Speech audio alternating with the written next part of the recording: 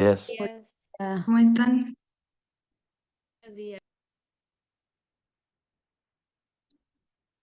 Vamos a empezar con algunas preguntas. Hoy la ponente es Dani Sánchez. Dani Sánchez me va a decir tres nombres. Hola, buenos días, Liz. Este, mm, del año que sea, ¿Cómo? del grado que sea, Sí, todos debieron haber estudiado. Wendy. Ok, Wendy, eres la elegida. Si en un campo visual, Wendy, ves una hemianopsia nasal en uno de los campos, ¿qué diagnóstico podrías pensar? ¿O en qué sitio está lesionada la vía visual?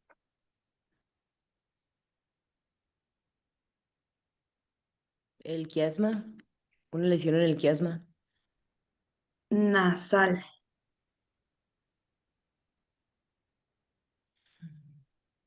¿Ya sería retroquiasmática, Liz? Entonces es prequiasmática. Sí, sí, sí, Podría ser pre. prequiasmática Ujú. y cae al otro lado del quiasma, que también podría lesionar, por donde pasa el nervio óptico antes de llegar al quiasma. Mm, Sería en el tracto óptico, ¿no, Liz? En el seno cavernoso, pudiera ser. Hay muchas opciones, siempre puede pasar, pero en el seno cavernoso podríamos sospechar. ok. A ver, otro nombre. Mm, Edwin. Hola, buenos Edwin. días. Hola Edwin, eres R1, ¿verdad? Sí, doctora. Muy Pues por bien, eso. vámonos con ciencias básicas, para que no digan que soy mala onda. Este, ¿Cuántos puntos tiene la campimetría 32? A lo mejor vámonos con las de tracto óptico, doctora. Eso es lo que estudié. ¿De qué es la clase hoy?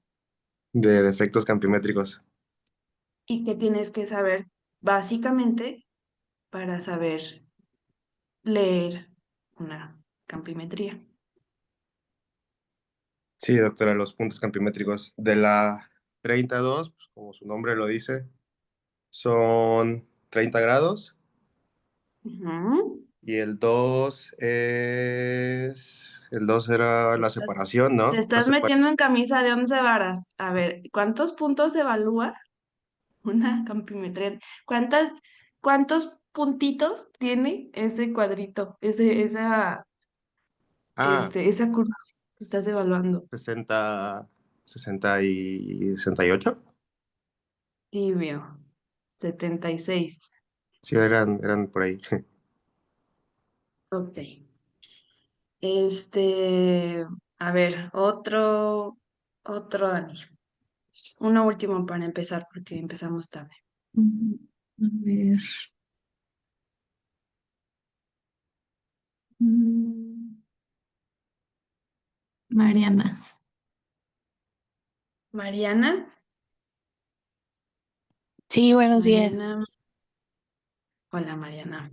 Mariana, ¿qué R eres? ¿Eres R1? Soy de investigación. Ah, ok. Ok, ok, ok. Déjame pensar qué te vamos a preguntar. Esto lo puedes deducir tú por lógica con la anatomía que ya han visto. Si tú ves un ojo completamente en los campos visuales, estamos hablando de campos visuales, completamente en amaurosis y el otro con un campo visual normal, ¿en qué parte del sitio en qué sitio de la vía visual crees que esté dañada de ese ojo? del ojo en amaurosis, obviamente.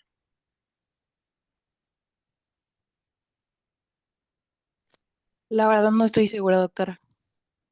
A ver, vamos recorriéndola. O sea, se refiere como en sí, bueno, podría ser la respuesta retina, Esa es una muy buena específicamente respuesta. en el nervio óptico. Bueno, el nervio óptico, acuérdate que tiene muchas partes y pues me tendrías que decir en qué parte, pero estás muy cerca. ¿Qué hay tantito atrás de la retina en esa parte del nervio óptico? La capa de fibras ganglionares. Más atrás, atrás del globo ocular, ¿qué porción del nervio óptico hay? No, eso sí ya no sé, doctora. ¿En qué parte está el nervio óptico? Atrás del ojo. En el quiasma óptico. No, no sale el ojo y luego está el quiasma, que está atrás del ojo. ¿Dónde está el ojo? En la órbita, ¿no? Ah, ok, sí, en la órbita. Ajá. ¿Cómo se llama esa porción del nervio óptico? Mm, Orbitaria. ok, sí. Ok. Entonces, una lesión que te borra completamente el nervio, digo, la visión, pudiera ser, digo, todo puede ser. La primera respuesta que me diste fue muy buena, la retina. Y como hablando de la vía visual, también podría ser en una de las porciones del nervio óptico, orbitaria o en el conducto, el canal, la canalicular. ¿No? Bueno, ahora sí, Dani, comienza, por favor. Ok. Ya sí me escuchan todos, ¿verdad? Sí, si quieren los demás ya pueden apagar sus cámaras, los que la tengan encendida para que tenga buena transmisión. Bueno, buenos días. Yo soy la doctora Daniela Sánchez, R1, y les voy a dar el tema de defectos campimétricos y cómo evaluarlos, y con nuestra coordinadora, la doctora Lizeth Bejar.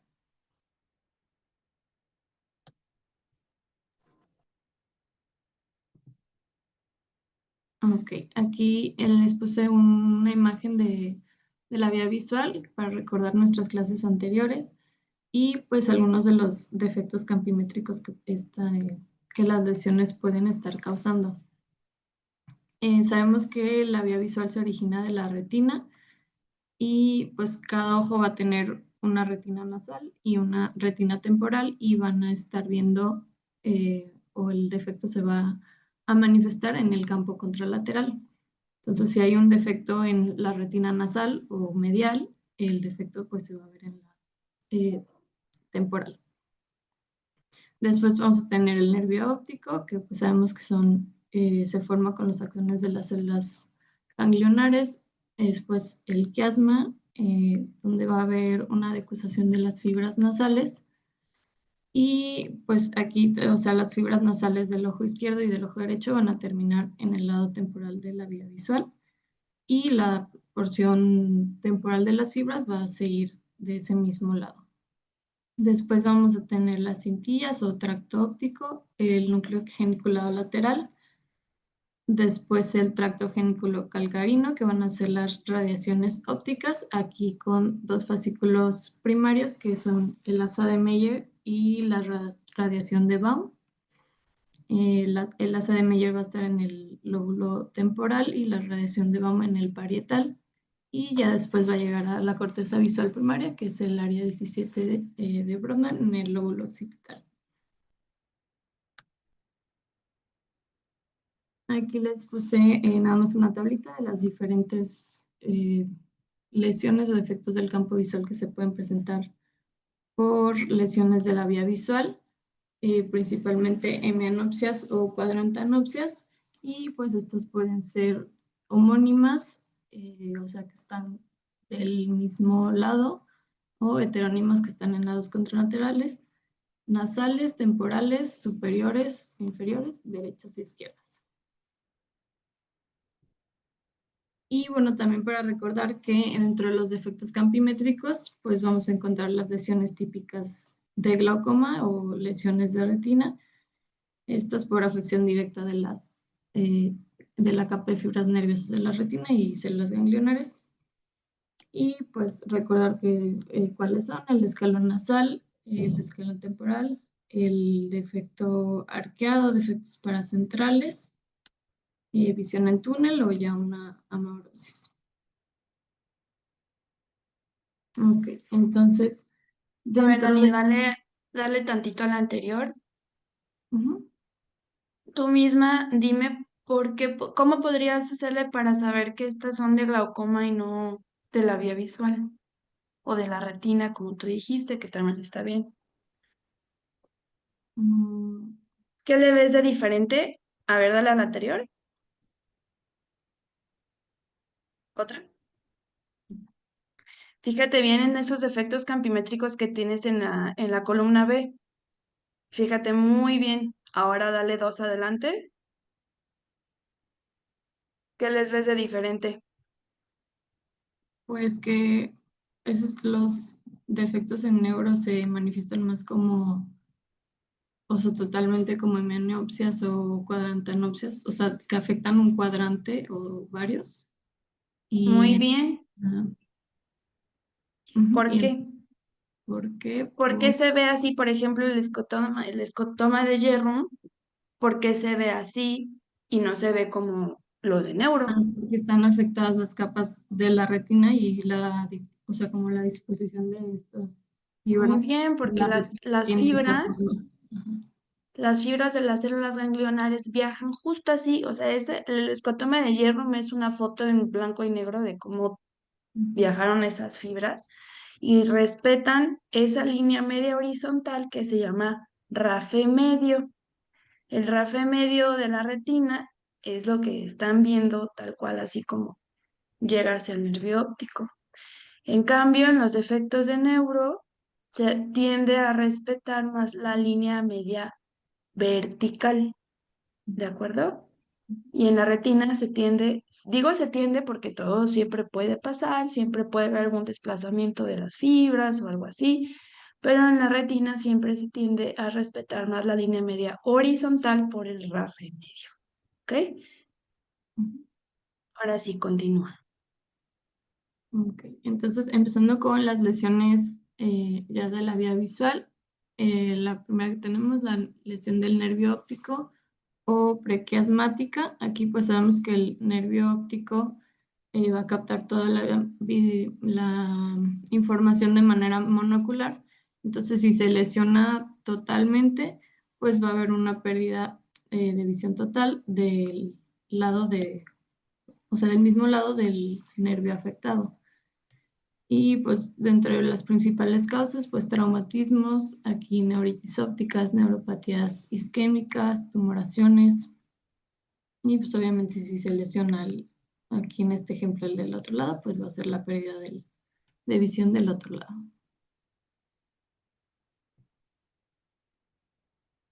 Y ya en las lesiones quiasmáticas, que es aquí donde ocurre la decusación de las fibras nasales, pues justamente son las que se van a lesionar. Y entonces la afección pues va a ser en los dos campos temporales. Si se afectan las fibras, o sea, las dos fibras nasales, pues se van a afectar los dos campos temporales. ¿Por qué, Dani? Porque si Este, están dañadas las nasales, lo que ajá, se ve en la campimetría son defectos temporales.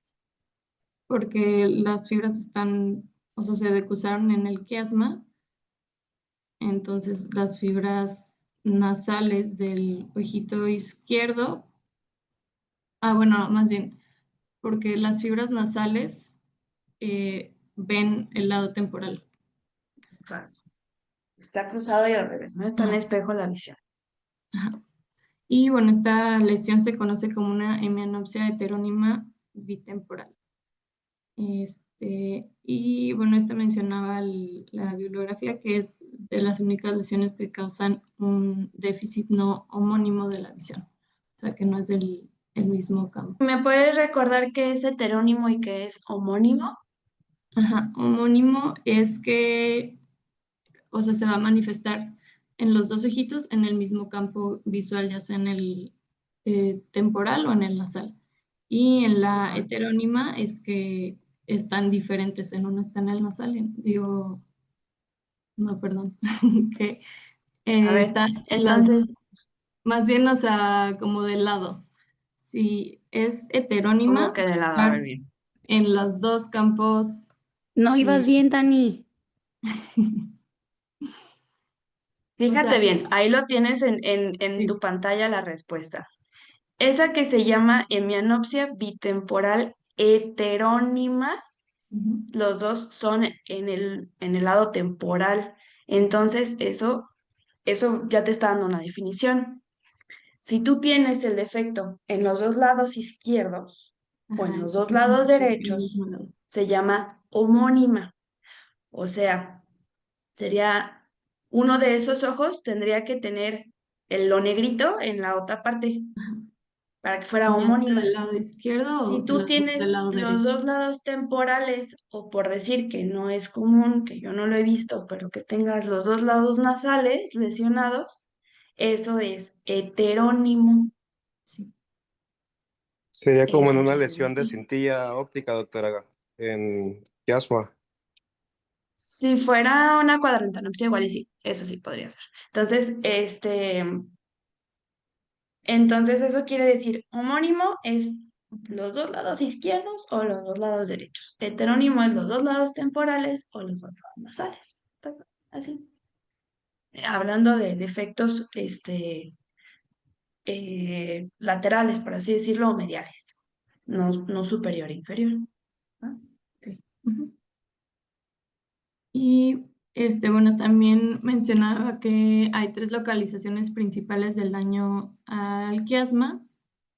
Hay del ángulo anterior del quiasma, que nos va a dar un síndrome quiasmático anterior, y puede causar un defecto hemianópsico, pero de solo un ojito unilateral.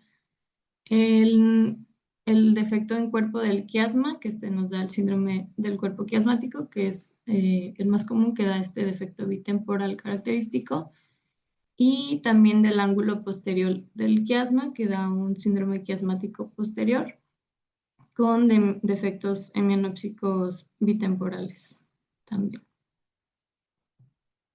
Aquí, bueno, nada más les puse unas imágenes de algunos de los tumores que pueden causar lesión en el quiasma óptico. Los más frecuentes son, bueno, van a ser tumores de la hipófisis y el más frecuente es el prolactinoma y en niños va a ser el craneofaringioma.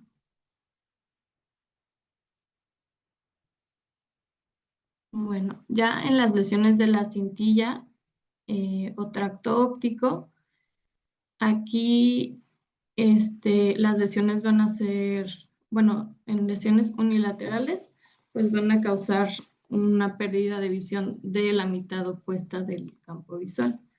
Aquí, por ejemplo, si están afectadas las cintillas del lado izquierdo, pues nos va a dar un defecto en el campo derecho temporal. Y estas lesiones se conocen como hemianopsia contralateral y esta sí es homónima porque las dos están del mismo lado. Y estas mencionaba que son poco frecuentes, pero pues también pueden ser causadas por tumoraciones, enfermedades desmielinizantes o vasculares como aneurisma. Y aquí unos ejemplos. En el primer caso que presentaba el libro, es una paciente de 67 años que empezó con cefaleas constantes y bueno, acudió al oftalmólogo, le hicieron campimetría y se veía una lesión, pues se ven los dos campos derechos, una hemianopsia homónima derecha incongruente porque pues no está totalmente igual uno con el otro. Y pues ya la resonancia magnética mostró una masa que comprimía el tracto óptico izquierdo. Y en la imagen de la derecha es una paciente que empezó con debilidad en extremidades izquierdas y también dificultad para ver o sea, del lado izquierdo. También en la campimetría se encontró un defecto homónimo izquierdo, también incongruente. Y ya en la resonancia magnética se demostró que el tracto óptico derecho, o sea, del lado contralateral, estaba engrosado por un linfoma del sistema nervioso central. Ok. Bueno, luego tenemos las lesiones en las radiaciones ópticas. Aquí pues también puede haber lesiones completas o parciales de estas radiaciones. Y también si se afecta el lado izquierdo, entonces la afección va a ser derecha y nos va a dar una mianopsia homónima contralateral. Dani, Pero ahorita también, mencionaste, perdón que te interrumpa, un concepto importante y qué bueno que lo mencionaste. Dijiste que tenía otra antes, ujú, otra, ajá, ahí. Dijiste que tenía un defecto incongruente. ¿A qué te refieres con un defecto incongruente?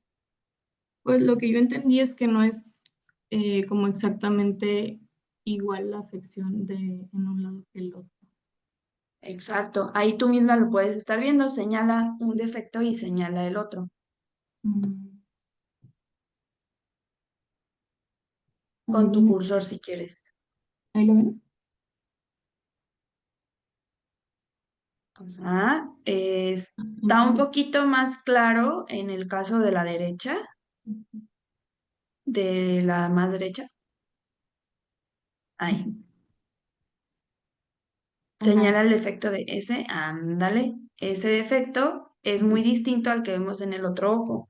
Están del mismo lado, es homónima, pero es incongruente porque digo, ajá, es homónima, pero es incongruente porque de un lado hay una afección diferente que la del otro, ¿ok?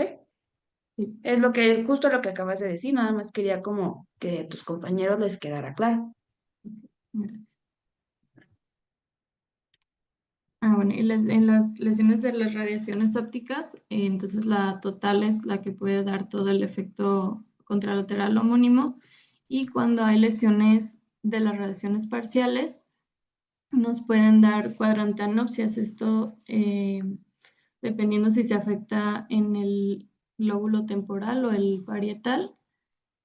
Por ejemplo, una lesión en las radiaciones que están rodeadas por el lóbulo temporal, que es el asa de Mayer, va a dar una pérdida de visión en el cuadrante superior contralateral.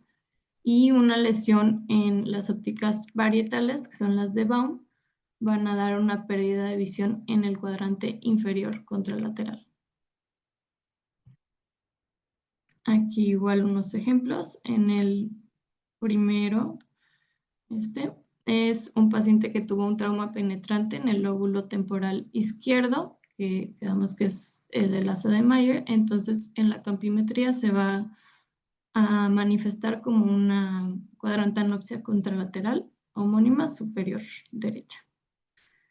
Esta pues también puede ser, esta es incompleta, incongruente también, y pues va a depender como de toda la lesión que haya.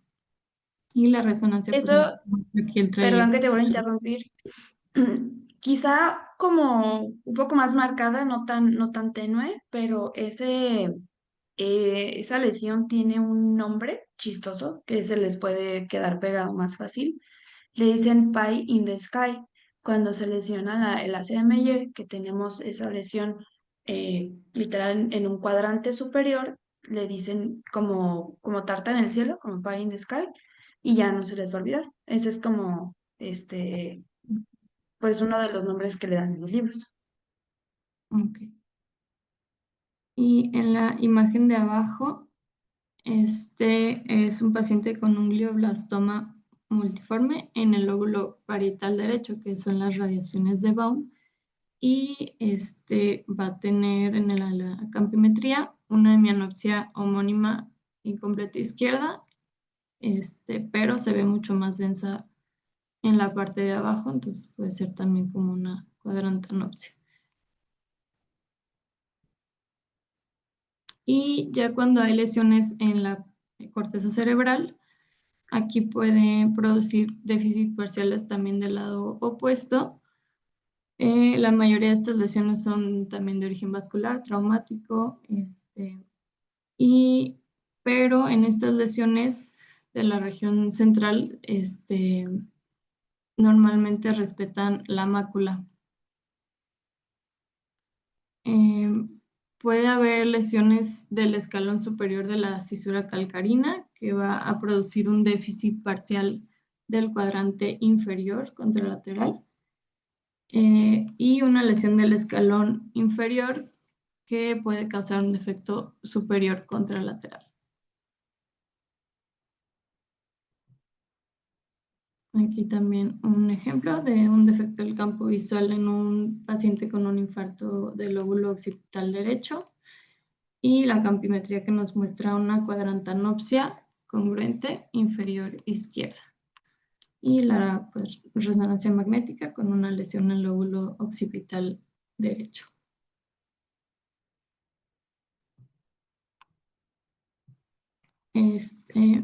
Entonces, una lesión más extensa de la corteza cerebral, pues iba a causar la hemianopsia completa, va a afectar todo el hemicampo contralateral, pero igual vamos a ver que hay una conservación de la mácula. ¿Me puedes repetir, Dani, por qué se conserva la mácula? Sí, bueno, no le entendí mucho, pero, o sea, decía algo como que estaba relacionado como a un área residual, o sea, intacta en la corteza. Liz, Como- puede ser Bueno, por la eso quiere irrigación, decir. por la doble Ah, irrigación. sí. ¿Cuál? De la arteria ¿Del cerebral. occipital? Sí, puede ser por la arteria cerebral posterior y la arteria cerebral media, algo así. Eso no lo sé. No sé si pudiera ser por la irrigación, pero lo que pasa es que las fibras de la mácula llegan a otra región. Se procesan en otra región del lóbulo occipital, por ser las fibras como más importantes. Por eso, o sea, no tienen el mismo sitio topográfico. Ok. Entonces, la lesión de los campos visuales allí está respetada la mácula porque la mácula no está allí. Ya, se fue a otro lado. Ahorita vamos a hablar un poquito más sobre la disposición de las fibras maculares y de la información visual foveal porque es diferente que el resto del ojito.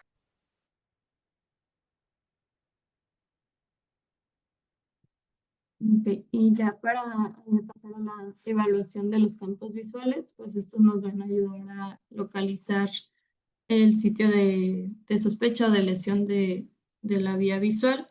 Nos va a ayudar a diferenciar diferentes patrones de pérdida, a cuantificar el defecto, seguir la evolución, progresión, ver si ya está estable o si tratamientos han sido efectivos, a pues detectar tempranamente anomalías o también pues revelar posibles pérdidas de visión ocultas que el paciente pues no se haya dado cuenta porque pues la visión periférica puede pasar más desapercibida y más si es como gradual o monocular.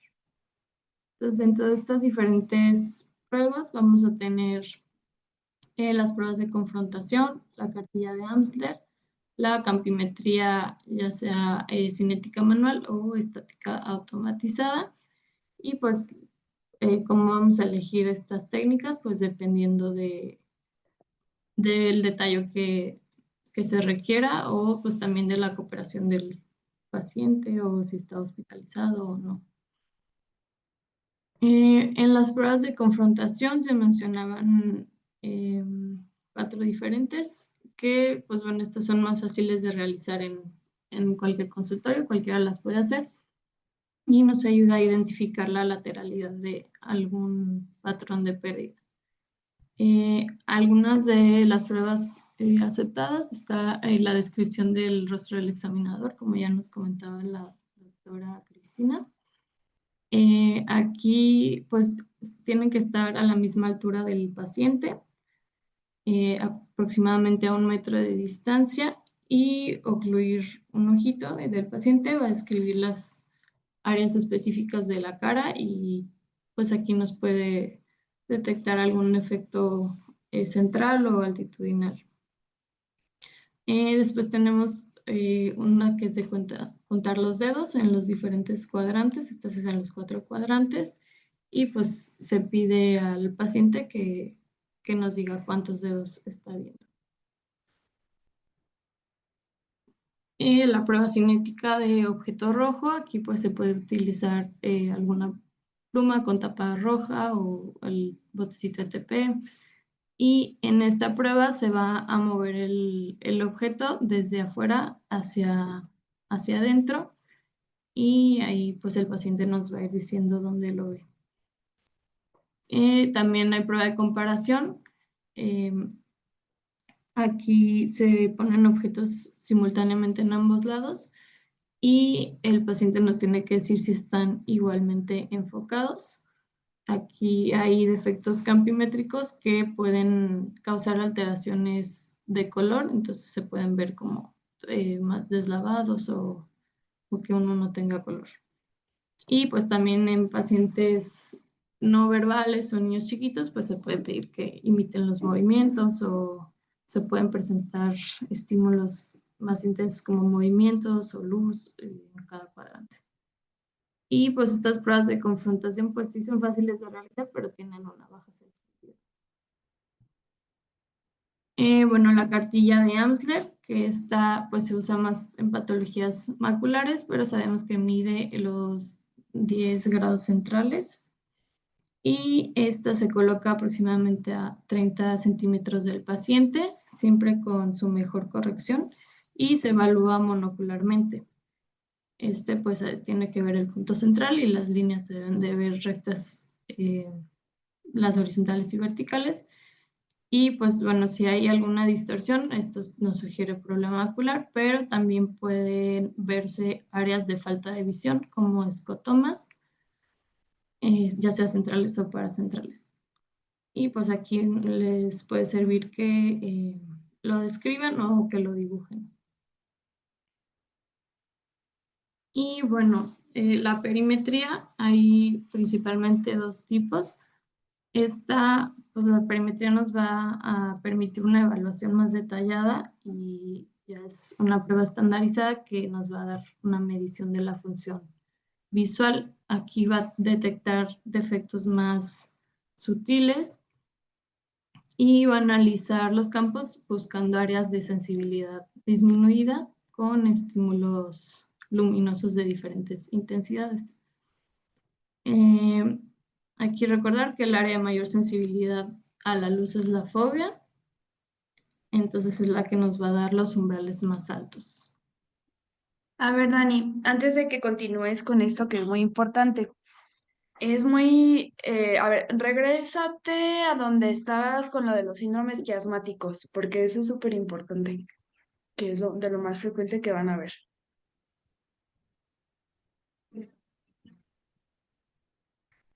Ok, bien. Aquí, no sé, voy a intentar que vean mi lapicito. Si lo pueden ver, me dicen porfis. Entonces, tenemos hasta este punto la visión de ambos ojos. ¿Están de acuerdo? Nada más, lo único que pasa es que en la porción central se van a condensar las fibras que vienen tanto de la visión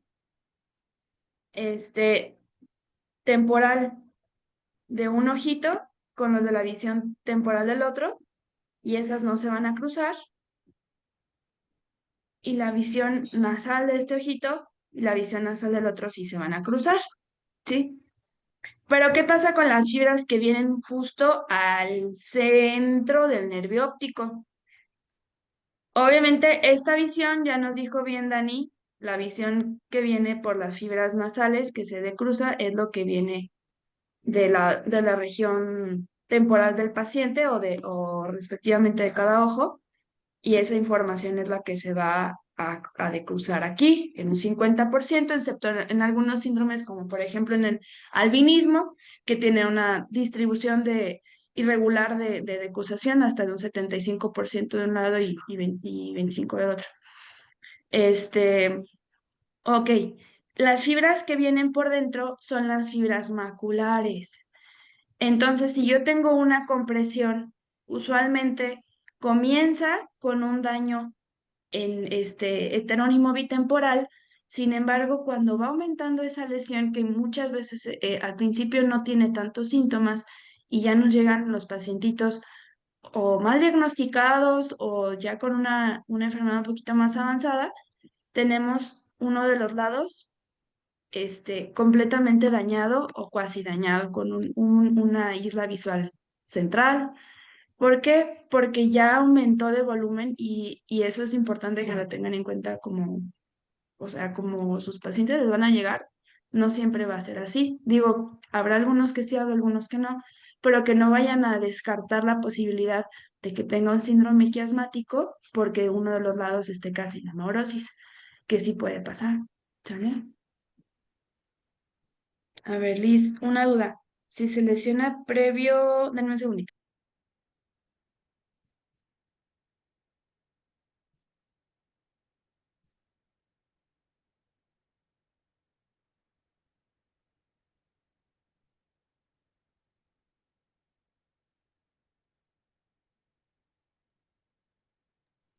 Ya, perdón.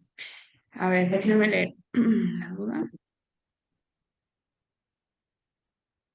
Carlos Muñoz, Liz, una duda. Si se lesiona previo al quiasma, ¿sería pérdida visual de un ojo y cuadrantanopsia del otro? No, las cuadrantanopsias son clásicamente después del cuerpo geniculado. Aquí lo que nos está enseñando Dani es que, fíjate muy bien, después del cuerpo geniculado tenemos dos cintas, unas de la visión superior homónimas, o sea, siempre que veas cuadrantanopsia y homonimidad, o sea, que son homónimas, eso ya es después exacto, del ganglio geniculado lateral. Entonces, esas cintas, la de Meyer y la de Baum, son Meyer arriba, Baum abajo y llegan a la corteza visual. Entonces, si se lesiona previo al quiasma, sería pérdida visual del ojo que está, o sea, del lado que está lesionado y el otro no tendría por qué estar lesionado, ¿no? Los ojos comienzan a tener una relación amistosa hasta el quiasma. No tendría por qué el otro lado estar lesionado, a menos de que tenga este, una lesión en otra parte más adelante, que es donde ya se mezclan las fibras de ambos ojos, ¿no? No sé si respondí bien a tu pregunta, si era lo que estabas preguntando, Carlos. Es que, a ver, más bien, si se lesiona, o sea, en la región, digamos, intracanalicular, o sea, todavía hay una fibra que se va a decusar en el quiasma y es del otro ojo. O sea, por eso pregunto cómo sería la lesión. O sea, porque sería pérdida de un ojo, pero el otro, o sea, Pero también tendría. A ver, te escucho. intracanalicular quiere decir que es de un solo nervio óptico. Nada Sí, más hay lo vas a fibras ver del del lado otro ojo. afectado. O sea, se van a decusar en el quiasma y va a haber fibras del otro ojo. No sé si me doy a entender. Sí, entiendo. Pero Lo que todavía tú no crees es encuentran. que por el hecho de que se decusan, se va a perder la visión de esa decusación ya al momento del quiasma, pero no. Esas fibras se pierden solamente de ese lado y solamente de las fibras que están dañadas. El otro lado va a seguir viendo igual, aunque se decrucen más adelante y falte esa decusación del lado afectado, el lado no afectado va a seguir viendo lo que está viendo. Ah, ok, muchas gracias. ¿Es una Sí. hemianopsia homolateral, doctora? Pues sí, le podríamos decir nada más hemianopsia izquierda o hemianopsia derecha.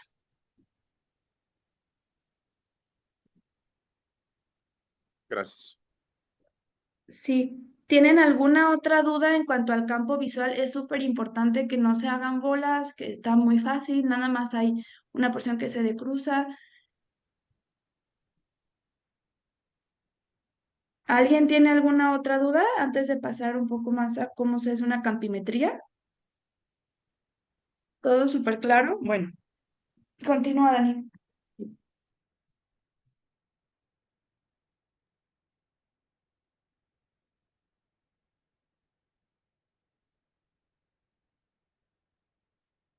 Bueno, entonces tenemos dos diferentes tipos de perimetrías. La que se utilizaba Pues creo que todavía se utiliza, pero ya casi está en desuso porque ya está la estática automatizada. Pero bueno, este es el perímetro de Goldman. Este va a evaluar los campos visuales con estímulos que se van a desplazar de una zona del campo visual sin visibilidad a otra con visibilidad. Esta se hace de la periferia hacia el centro de manera radial en todos los meridianos y se van determinando las ubicaciones de los estímulos que se detectaron de forma consistente y se van uniendo los puntitos de los estímulos como de la misma intensidad y se van formando estos trazos que se ven en la imagen que se van a llamar isópteras. Entonces se van a trazar, o sea, se mandan diferentes estímulos de diferentes intensidades y los de la misma intensidad se van como uniendo los puntos y se forman diferentes isópteras. Esto nos forma un mapa de contornos que se llama isla de visión. Pues, entre sus ventajas es que evalúa mucho más campo visual que la perimetría estática, pero pues requiere de un perimetrista experto y de mucho tiempo y pues sí que sepa cómo se realiza. Aquí nada más para que vean, bueno, la isóptera, que es pues, trazo negro, y el campo de visión que se examina en las perimetrías estáticas, que son los 30 grados centrales, y que en esta perimetría puede llegar hasta extenderse hasta 90 grados temporales y 60 en los otros cuadrantes. Y bueno, ya la perimetría estática automatizada, que es la que usamos muy frecuentemente, que puede ser el Humphrey o el Octopus, pero el Humphrey es el gold standard. En pues también hay estímulos aleatorios que, bueno, más bien en el otro no eran aleatorios, en este sí son aleatorios, que se van a activar y desactivar en diferentes áreas del campo visual y pues van a variar en intensidad. Y detectan el mínimo estímulo visible.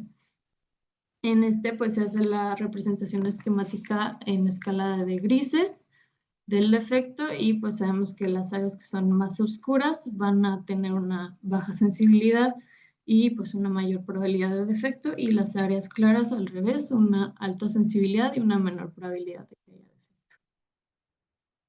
Aquí, bueno, pues para recordar del reporte que es importante revisar todos los datos desde la fecha en que se realizó, que la edad del paciente sea correcta, ya que pues estos reportes se comparan con un mismo grupo etario, el estímulo que se quiere utilizar, ya sea 10-2, 24-2 o 30-2, el diámetro de la pupila, aquí es importante porque pupilas muy pequeñas pueden generar escotomas que pues son como falsos. La agudeza visual, que esté bien corregido el paciente si tiene alguna refracción. Y también importante la agudeza mínima para que sea confiable, que tiene que tener mínimo 20-80. Aquí también. Aquí en el caso de los pacientes de neuro, muchas veces no son pacientes que llegan a esa agudeza visual mínima. Sin embargo, sí se les hace la prueba. ¿Por qué? Porque sí pudiera revelar, aunque tenga muchas fallas, pudiera revelar un poquito sobre los datos de la lesión del tracto óptico. Quizá yo diría que un paciente que ve 20-400 todavía en cuanto, si por ejemplo si tiene un tumor o algo así, sí, sí, y se necesita obviamente, sí, le haría una campimetría, que es como diferente que en glaucoma, ¿no? Ahí sí, a menos de que tenga pues una visión ya muy deteriorada, que esté en cuentadedos, movimiento de manos, etcétera, pues ahí sí, no, no lo haría, pero esta es una excepción y obviamente pues se podría tomar muy a reserva el resultado, pero sí nos pudiera dar un poquito más de información que en lo clásico que tenemos de glaucoma. Y bueno, también recordar los patrones de confiabilidad. Aquí pues tenemos los falsos positivos, que es cuando un paciente tiene más bien hay un estímulo y no hubo una respuesta. Debe ser menor al 15% para ser confiable. Falsos negativos, cuando hay un estímulo y no hay una respuesta, cuando ya había habido una respuesta previa de una intensidad menor. Y debe de ser menor a 33%. Las pérdidas de fijación, aquí pues se tiene un estímulo en el punto ciego fisiológico, entonces pues nos indica que hubo una pérdida de fijación. También tenemos las barritas de tracking, que nos indican, las barritas hacia arriba nos van a indicar que hubo movimientos, y las que son hacia abajo, parpadeos, que pues eso es normal que haya parpadeos.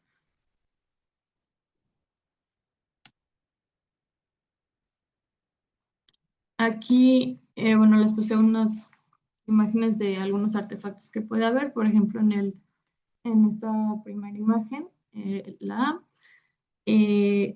la de la izquierda tenía una ptosis, y ya después de elevar el párpado, pues como en realidad se vería. En el de abajo, artefactos con el lente de prueba. Aquí importante alinearlo bien, y también que correcciones mayores a 6 dioptrías pueden generar este tipo de defecto. También se puede realizar con algún lente de contacto. Y en esta, por un error en la refracción que se colocó, y ya después con una lente corregida. Y en el último, un campo visual con un diámetro pupilar muy chiquito de 1 milímetro, y ya con un diámetro pupilar de 3 milímetros. Bueno, aquí tenemos los patrones de prueba, que son 3 diferentes. El 10-2, que como ya mencionaba Liz y Edwin, son 68 puntos con 2 grados de separación. El 24-2, que es el que más frecuentemente se usa en glaucoma, con 54 puntos y 6 de separación. Y el 30-2, que tiene 76 puntos y 6 grados de separación. Y recordar que hay un patrón tipo 1 y tipo 2. En el tipo 2, que son en los que están estos, no se mandan estímulos sobre estas líneas vertical y horizontal. Y pues en neurooftalmo, pues mencionaba que el 80% de la corteza visual se correlaciona con el campo visual central, entonces la prueba de 24-2 o 30-2 suele ser adecuada para evaluar estos defectos. Y pues recordar los diagramas del reporte. Estos, los primeros que se muestran en el reporte, son el diagrama numérico de números crudos, que nos va a dar la sensibilidad a los estímulos en decibeles. Aquí pues también checar que tenga la mancha ciega en 0, y los estímulos más altos deben de estar en donde está la fobia. Y ya después el del lado derecho, que es el diagrama extrapolado en escala de grises, que es el que más bien que se muestra a los pacientes. Después tenemos el diagrama de desviación total y el de desviación modelo. Aquí el diagrama de desviación total se muestra con su probabilidad abajo. En se compara con un grupo etario, o sea, de la misma edad, y nos da sensibilidades iguales a otro grupo etario, mayores o menores. Y también pues nos da la interpretación con los cuadritos de la probabilidad de que este defecto se presente en un paciente sano. Y la desviación modelo, que hace un análisis de la desviación total y minimiza el defecto, dándonos defectos más localizados. Y bueno, aquí los cuadritos, que es la probabilidad de que un paciente sano lo tenga. Entonces, entre más oscuro el cuadrito, pues es menos probable que un paciente sano lo tenga. Y por último, los índices globales, que estos nos van a dar un resumen del reporte en el BFI, que va a ser el Visual Field Index. Nos va a dar un porcentaje de qué tanta pérdida se ha presentado y nos va a dar como el residual de visión, digamos. Entonces aquí le quedaría un 99% y lo que se ha perdido es un 1%. El MD o desviación media, que va a ser el promedio de desviaciones del paciente, y pueden estar pues normales, elevadas o deprimidas. El PSD, que es la desviación estándar, que va a ser el defecto localizado en el campo de visión. Del patrón. La P es El de patrón, patrón. perdón, sí. Y debe de ser, o sea, si ya es menor de 5%, ya es significativo. PHG, que es la prueba de mi campo de glaucoma. Bueno, ya nos va a dar más orientado hacia glaucoma, que nos da dentro de límites normales, fuera de límites normales, casos dudosos, depresión general de la sensibilidad o una sensibilidad anormalmente alta. Y Lo pues que hace eso es la prueba de mi campo de glaucoma es comparar el campo superior con el campo inferior. ¿Te acuerdas que el glaucoma es un daño en las fibras de la retina? Entonces, pues clásicamente el daño va a ser o sea, va a ser diferente en la parte superior que en la inferior por el RAFE medio, y no es el caso como tú lo dijiste, pero nada más que sepan que es la comparación entre el hemicampo superior y el hemicampo inferior para la probabilidad de glaucoma. Y pues ya eso sería todo. No sé si tengan alguna duda o algún otro comentario.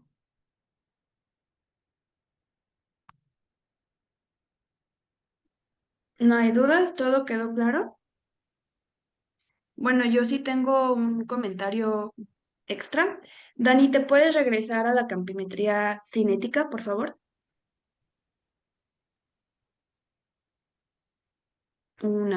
Ahí está perfecto. Gracias. ¿Alguien sabe? A ver, Caroli. No, yo quería preguntar algo. Sí, ¿qué pasó? Con respecto a los campos visuales, nos llega un paciente con unos campos visuales con una alteración.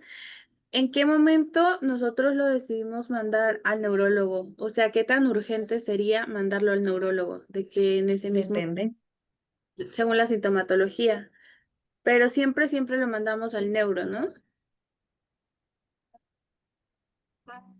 Pues tú también puedes hacer gran parte del estudio del paciente, no es voleibol. Sí lo puedes tú estudiar, depende del efecto. Una cosa es tener un pie in the sky, por ejemplo, en un viejito que te dice, tomo atorvastatina, doctora, quién sabe por qué me la den, pero me duele un chorro la cabeza. Pues hay aguas, ¿no? Porque hombre mayor de 50, 60 años con alguna enfermedad cardiovascular, hipertensa o algo así, pues ten por seguro que tiene un infarto o un aneurisma. Entonces, pues ahí sí tienes que saber qué estudios de imagen solicitarle, qué estudios de laboratorio solicitarle, y obviamente pues la referencia más rápida posible al neurólogo o al neurocirujano. Depende del caso. Pero si tienes una hemanopsia bitemporal, bueno, pues con eso tiene mucho rato, te lo aseguro, y no es como tal una emergencia ni una urgencia, pero pues sí, no tienes por qué esperarte mucho, pero sí lo tienes que estudiar tú. No, de nada le sirve al paciente tener una consulta con el neurólogo, o con el neurocirujano si llega sin estudios. Pues ¿qué va a hacer el respectivo? Pues le va a mandar a pedir estudios. Eso es algo que tú puedes ir adelantando. Incluso tú puedes dar un diagnóstico, tú ya sabes ver una neuroimagen, y puedes decirle, ¿sabe qué? Yo sospecho que tiene un tumor en la silla turca, un tumor infraquiasmático, un aneurisma, o no veo nada, o pues si no se ve nada en la tomografía, pues la voy a mandar a pedir una resonancia. Si tiene un tumor, pues la voy a mandar a pedir una resonancia con contraste. O sea, todo eso ya nosotros sí lo podemos hacer. Y eso es, pues imagínate que ese pacientito fuera tu familiar o fuera alguien muy querido, en vez de mandarlo como para que tenga 3 citas y a la tercera ya llegue con el diagnóstico, pues tú puedes ir dándole ese estudio al pacientito. Depende pues mucho del caso, incluso hay casos que nosotros no tenemos que referir, que nosotros mismos podemos resolver, por ejemplo, un tumor intraconal que te da una lesión del nervio óptico en su porción orbitaria, eso lo operaría la doctora Abril, por ejemplo, o algo así. Y ese es un estudio que nosotros vamos a hacer y nosotros vamos a resolver como oftalmólogos. Entonces depende mucho pues del caso y de su severidad y pues sí, eso es ya muy individualizado, pero es buena pregunta porque muchas veces nosotros no sabemos qué hacer con el caso que nos llega a nuestras manos y pues yo también soy bastante inexperta, o sea, yo, pues, ustedes saben que voy saliendo, no es fácil manejarlo tú ya como médico, pero pues sí se puede y siempre puedes pedir ayuda también. Este, bueno. Ahora sí, en cuanto a la duda que yo les iba a decir, ¿alguien sabe? Les voy a señalar, no sé si pueden ver mi mouse o no.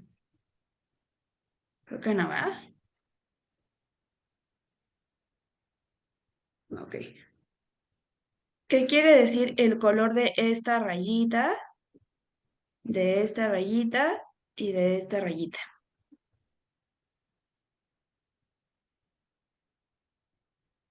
Porque los campos cinéticos sí se siguen haciendo y son muy útiles, muy, muy útiles. ¿Alguien que levante la mano? ¿No son los tamaños de los estímulos? Por ahí vas, cerca de la bala. Mm, Creo que cada uno detecta diferentes, como,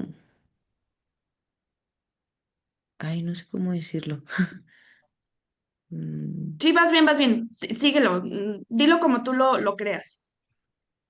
O sea, como que cada uno va a detectar obviamente diferente área y nos da o diferentes defectos o rutinas, no sé cómo decirlo. O sea, creo que entre más Mm, grande es más ibas visible. más cerca con lo de la intensidad de la señal. Ujú.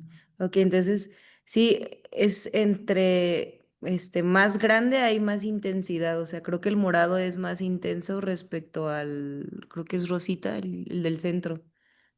Rojito. Es azul, negro y rojo. Ay, caray. Ok. Igual es la Es imagen, pero la, sí. Sí. Bueno, O l- igual es la pluma de cada quien. Sí, o sea, eso X. Pero. es la intensidad, ¿no? Más bien del estímulo de Ulis, de que como que las más débiles son las más centrales o al revés. Sí, ¿no? Por ahí Las vas. más o sea, las más centrales son las más débiles, según yo. Son los El umbrales. color. Ándale, el umbral. Esa palabra me gustó. ¿Qué es umbral? Es los decibeles de luz que necesita una zona para poder como reaccionar a la luz. Muy bien, súper. Entonces, el umbral es el punto en donde yo ya comienzo a tener la sensibilidad a esa luz. Entonces, mientras más intenso el estímulo que yo necesite, o sea, para empezar mi umbral, menor es mi sensibilidad, ¿sí? O sea, si necesita poner una lucesota blancota para que yo la alcance a ver, quiere decir que tengo menos sensibilidad, dicho en otras palabras. Entonces, la línea azul marca intensidades de señal o intensidades de señal altas o una sensibilidad más baja, la negra intermedia y la roja una intensidad de señal más baja, o sea, una sensibilidad mayor, un umbral menor. O sea, necesito menos luz para comenzar a verlo. Entonces, este ejemplo que tenemos en la pantalla es de un ojo derecho que, pues que tiene una visión central mejor que la periférica. En los campos cinéticos lo que va pasando es que un día, por pura curiosidad, siéntense ahí en Santa Mónica, tiene una modalidad de campimetría cinética, y háganse uno, o sea, capaz que salen con algo, pero sí es interesante ver lo que hace el paciente. Yo sí les sugiero todos que un día se sienten y hagan una campimetría para que sepan lo difícil que es no moverse, lo difícil que es no andar buscando el estímulo y cómo se siente, cómo gira el aparato cada que manda un estímulo, etcétera. Entonces va bajando un estímulo hasta que el paciente ya no lo ve. Ese se llama vector, ¿sí? Va siguiendo un punto hasta que yo ya no lo veo, entonces dejo de presionar y ahí se marca, y ahí se marca. Y todos esos vectores se van uniendo hasta formar la isóptera. Y el operador clásicamente puede ir seleccionando en la intensidad del estímulo e incluso la localización, o sea, ahí en el campímetro que tenemos en Santa Mónica, es muy bueno. Ustedes incluso pueden ir en la pantalla presionando el punto que quieren estudiar del paciente, por ejemplo, para estudiar un escotoma muy específico, a ver si al escotoma le pueden pasar muchas cosas. El escotoma es el área de visión perdida. El escotoma se puede profundizar, o sea, de tener una P más alta a tener una P más baja, o sea, que esté más mal la visión. El escotoma se puede contraer, o sea, hacerse más pequeñito.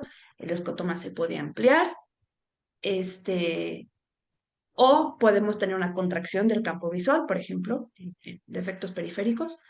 Todo eso le puede pasar a un escotoma y son cosas que podemos ir estudiando incluso específicamente con la campimetría cinética en un paciente que tiene X año, ¿no?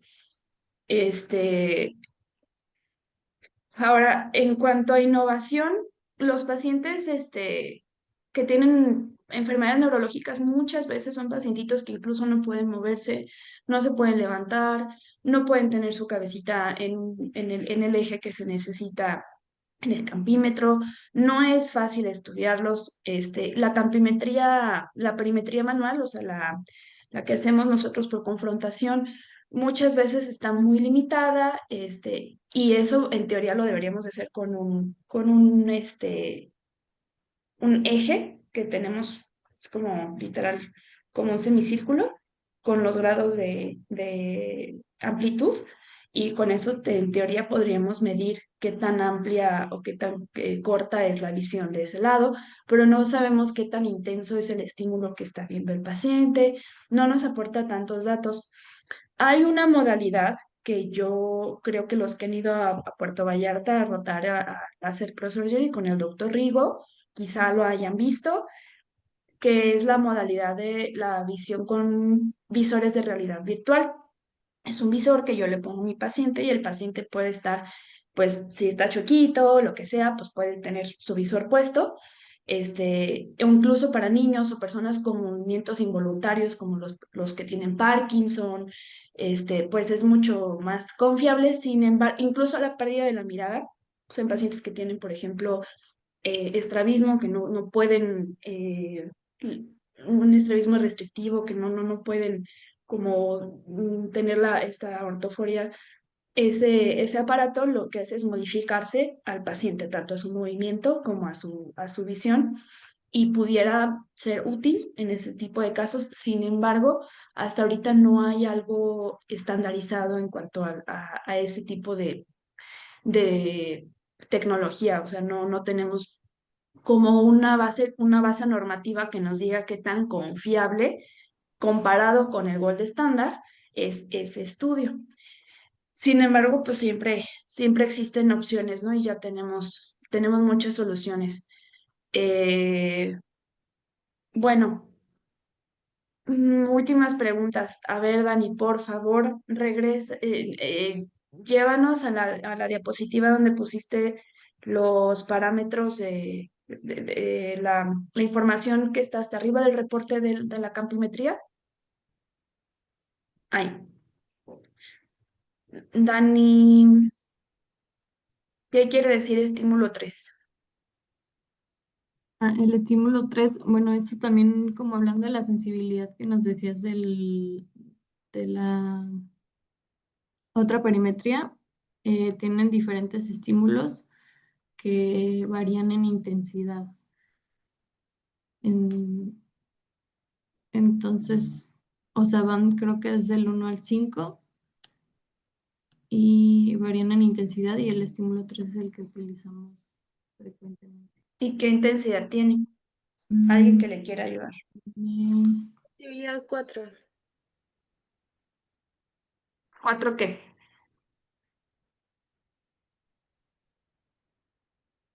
Es el tamaño del estímulo. El estímulo 3 mide 4 milímetros cuadrados.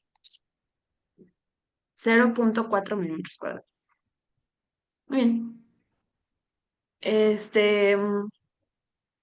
¿Qué quiere decir blanco o blanco sobre blanco? Tú mismo, Edgar. Es ahora sí que el fondo del campímetro y o sea, la luz o ¿cómo decirlo? O sea, el color de la luz está sobre todo blanco sobre blanco, es un estímulo color blanco sobre un fondo blanco. A ver, vamos a preguntarle a un R1. Ania, ¿por qué escogemos un estímulo blanco sobre blanco? No estoy segura, pero según yo antes existía uno amarillo y uno azul y no eran tan confiables. Entonces pues según yo este es el más nuevo y el más confiable. Y es el que un paciente más sano, digamos, o con menos defecto debería de poder ver. También tiene que Pero no ver estoy segura, la verdad. con sensibilidad al contraste. ¿También tiene que ver qué, perdón, Caroli? La sensibilidad al contraste. Si tú pones un azul o un amarillo, el paciente con glaucoma sobre todo pierde en sensibilidad al contraste. Entonces esto te puede dar un falso positivo. Casi no te Pero escuché, pero creo que lo dijiste muy bien. también, o Por ahí sea, va. el azul sobre blanco sirve para detectar cambios muy tempranos en glaucoma. Correcto. Sin embargo, se entró en desuso, aunque si lo buscan en el aparato todavía se puede usar, porque los pacientes con glaucoma muchas veces tienen también catarata. Y entonces podemos tener falsos negativos o falsos positivos. No sabemos si es por la catarata o por el glaucoma. Pero sí, el blanco, digo, el azul amarillo, clásicamente intentaba detectar daños más tempranos del glaucoma por la pérdida de la sensibilidad al contraste. Ahora usamos el blanco sobre blanco, que nunca se han preguntado por qué en un estímulo blanco que queremos ver qué intensidad tiene el paciente, le ponemos una pantalla tan blanca al paciente. Eso Dani sabe por qué. A ver, Dani. Porque se quiere evaluar al paciente en condiciones fotópicas, que es como la condición, pues no, o sea, de la vida diaria. Y vas Fotópica. casi bien, pero no. El fondo blanco es para saturar o sobresaturar los bastones. Se usa una intensidad de 31.5 apostips. ¿Por qué? Porque queremos evaluar las capas de células. Bueno, sí, queremos en sí saturar los bastones. Muy bien.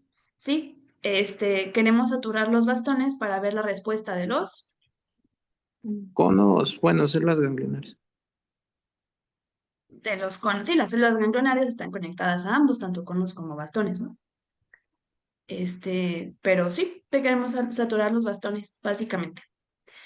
Eso nos va a dar más idea de la sensibilidad al contraste. Por eso es más útil para patologías de la retina, una campimetría estática o de Humphrey, pero también pues es muy útil en neurología. Bueno, en cuanto a los defectos campimétricos, en cuanto a la lateralidad, cómo leerlo para detectar en qué zona de la vía visual está, ¿alguien tiene alguna duda?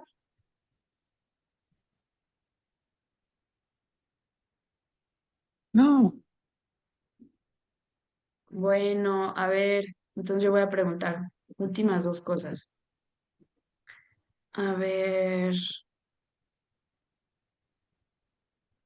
Rosario, si tengo un defecto. A ver, Erika, ¿de qué tienes dudas? Si quieres, abre tu micrófono. Hola Liz, buen día. Muchas gracias por tu Hola, tiempo. buen día. Mira, yo tengo una duda, la verdad es que es algo súper básico y puede sonar tonto, lo siento, pero realmente No, estoy sí. muy oxidada en cuanto a estudios así de tomografías. Entonces yo quisiera saber cuando tenemos un defecto en el campo visual y sospechamos de una lesión, ¿qué corte de las tomografías pediríamos? ¿En qué momento pido un corte coronal o un corte sagital? Siempre pide los tres. Siempre, siempre, Axial, siempre, coronal y sagital. siempre. Ok. Necesitas los tres siempre para ver un diagnóstico. Y de hecho, muchas veces, qué bueno que lo mencionas, necesitamos no nada más una tomografía con los tres, con las tres proyecciones, sino también con cortes un poco más delgados o pequeños, porque el área quiasmática pues también es pequeña y tumores pequeños de, por ejemplo, 1 centímetro, 1,5 centímetros, pudieran pasar desapercibidos en cortes gruesos. Entonces hay que pedir uno de cortes finos. Este, yo espero, no sé si, por ejemplo, en la clase de seno cavernoso que les va a dar Luis, o si no, o si quieran una clase extra, si alguno de sus tutores se los va a dar, pues adelante. Que tengan algún taller o alguna clase sobre imagen en neurología para que les ayude un poquito a saber qué estudios se piden, cuándo se piden, qué se puede ver en cada estudio, precisamente qué proyecciones pueden ayudarnos, cuántos cortes, qué intensidad de señal, cuáles son las contraindicaciones, cómo se puede ver cada parte, cómo pedir una proyección a órbita, o cuándo pedirlo contrastado, ¿sí? Pero yo creo que eso ya es tema de alguna otra clase. Creo que ya vamos un poquito tarde, ya lo vamos a dejar aquí, pero con mucho gusto, si tengo la posibilidad de resolverles alguna duda, si no lo buscamos juntos, me pueden escribir, ¿sale? Muchas gracias, Liz. Gracias, Liz. Bueno, que tengan buen día. Buen Igual, día. gracias. Gracias, buen día. Gracias por tu tiempo, Liz. Gracias. gracias, bye. No, muchas gracias a ustedes. Bye.